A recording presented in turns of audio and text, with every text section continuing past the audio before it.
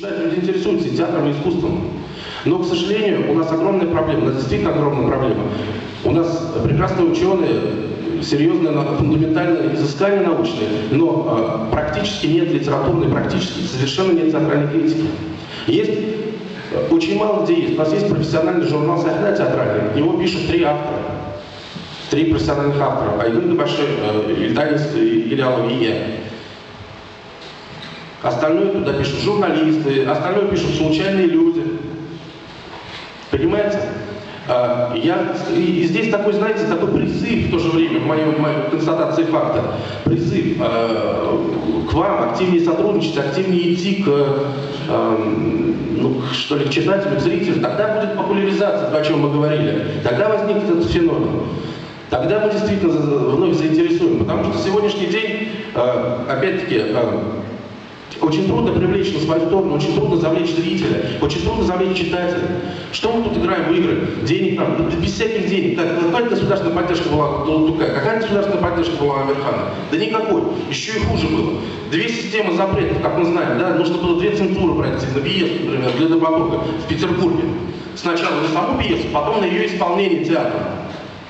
Все препоны ставили для того, чтобы серьезные, глубокие произведения татарско-минские, драматические, вообще не видели сцены. Их иногда разрешали печатать, как в случае с ТГСДР, но очень долго тянулась процедура оформления этих документов. Тогда, что ли, было легче? Не было тогда легче. Сейчас еще хоть какие-то деньги дают. Проблема в приоритетах, вопрос приоритетов. Для того, чтобы сделать популярную татарскую литературу, татарскую поэзию и молодежи, нужно хотя бы один раз попытаться на Тукаевскую премию выдвинуть молодого поэта. А вы выдвигаете постоянно. Это как претензия, абсолютно претензия меня как члена общества, людей, либо достигших пенсионного, там, сильно пенсионного возраста, либо как-то людей, ставших председателями, либо людей, каких-то писателей-депутатов. Какая-то другая система приоритетов работает. Выдвиньте, попробуйте один раз Евду Сминулину или Рузяль Мухаммедшина. Почему нет? Почему Неля Гараева, например, у нас в 27 лет получила Тукаевскую премию за роль Асель в «Тополёвом в красной косынке»? Это коллективно. Почему? Коллективно, а там все молодые получили. Сейчас попробуйте молодых. Мы пытаемся... Нет, что вы, моложе Алсу Аскаровны и кому-то дать? Не бывает, не получается. Тукаевская премия сейчас стала премией пенсионеров. Премией за выслугу лет. Это же проблема. Проблема, ее нужно озвучить в литературу.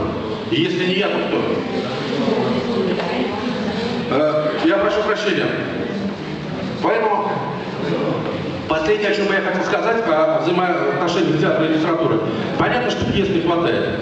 У нас, друзья мои, существует огромный корпус татарской прозы. И не только прозы.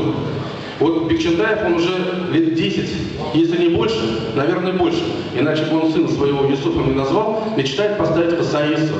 Он долго идет к этому, потому что действительно нужно найти какую-то адекватную сценическую форму этому произведению, не потеряв его уникальности, не потеряв его вот этой вкусноты, древности, не потеряв его сакральности.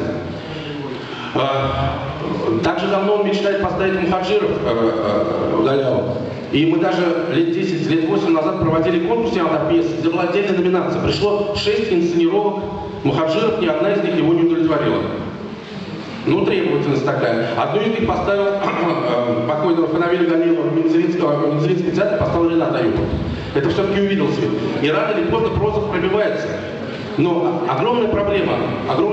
Мне кажется, что, вот обратите внимание, ведущий наш недавно ушедший из жизни драматург Фан Минулин практически ни разу не обращался к инсценировкам. Мне кажется, мне честно кажется, что написать оригинальную пьесу с оригинальным сюжетом гораздо проще, чем сделать внятную, хорошую инсценировку. Вот недавно здесь защищена была диссертация, я ознакомился с монографией Динара Фардиева, кажется, о прозе на сцене театра Камала. Очень любопытная работа. Опять-таки, говорит о том, правда, в ней практически не указан современный курс, современный день, отсутствует контекст, но это другие проблемы. Тем не менее, мне кажется, что одним из путей, по которому пойдет развитие татарского театра в ближайшем десятилетии, это путь реализации инсценировок прозы.